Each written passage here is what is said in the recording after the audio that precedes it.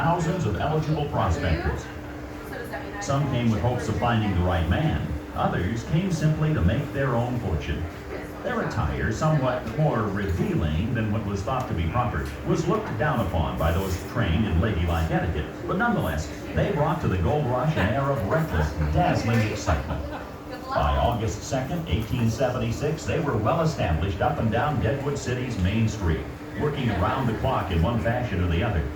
Honky-tonk piano and their songs of promising spirit filled the air. Many an unlucky prospector could find hope for tomorrow, for he knew what the night would bring.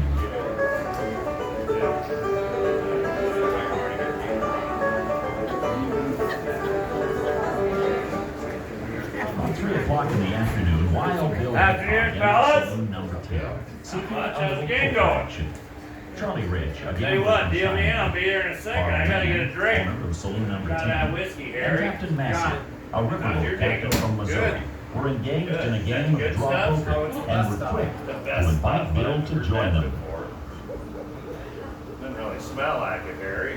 Wait till you try it. Wild Bill's reputation demanded that he be exceedingly cautious.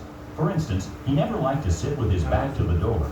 A Not vacant bad, seat Harry. was so Thank you. located, and a lively debate between Charlie Rich and Bill resulted Charlie! in an attempt on Bill's What are you part doing in my to chair? get Charlie's chair. Lucky chair? Well, I don't care how lucky you think it is. You know I sit there. Get out. There's an empty chair right there. Charlie, I'm not Bill messing was around. not Get given out of his my request, chair. and grudgingly, with great hesitation, took the empty chair.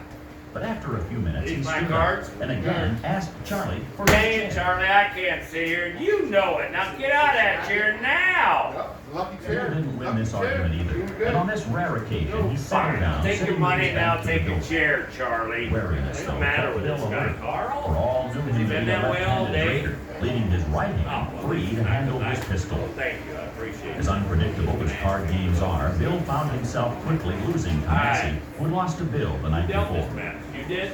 Oh, you Bill did. asked Harry Bet 'em for up there, $15 Cal. worth of pocket How many checks. things? Harry brought them over to Bill and returned to the bar and his duties. Alright. Soon, a shifty drifter known as Jack McCall entered the saloon. Bill quickly turned while drawing his gun. Recognizing McCall as a newcomer to town, he greeted him with the friendly, Howdy, Jack. then That kid reholstered was his here gun last night and playing resumed the cards. I game. can't believe he came back today. Jack slowly circled the table, pausing briefly behind each player and analyzing What is it, each hand. 4? Tell you what, I'm not gonna let you get off that cheap. I'm gonna make it 8. Stick around for 8, Carl. Going 10. All right, that's what I like to see out of Wild you, Bill's Carl. attention was on Massey. There was a Look at all friendly these argument guys. between them, and Wild Bill remarked, 8 more in? No, not Yeah. for you, silly. For How do me. you? Give me a shot of that turning whiskey right directly now. behind I don't think Wild so. Bill. Suddenly, See, I Jack probably McCall, need, sorry, you give me 2 cards, I say.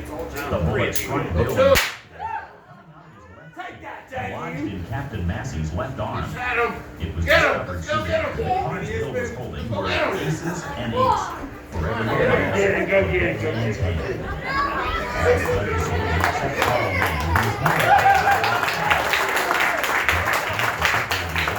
Wild Bill's dead. Fire. He then ran out the door and up the street.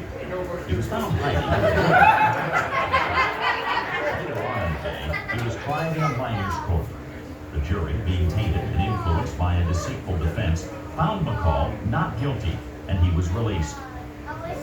This decision not only outraged the judge, but also the general populace. McCall left the camp in haste. Upon reaching supposed safety in Wyoming, he began bragging of his ignoble deed. Word of this reached the U.S. Marshal, who tracked McCall down, arrested him, and sent him to Yankton to be tried again in Dakota Territory. It was determined, since the first trial was held in Indian Territory, that it was not legal. McCall was found guilty and hung for his cowardly crime.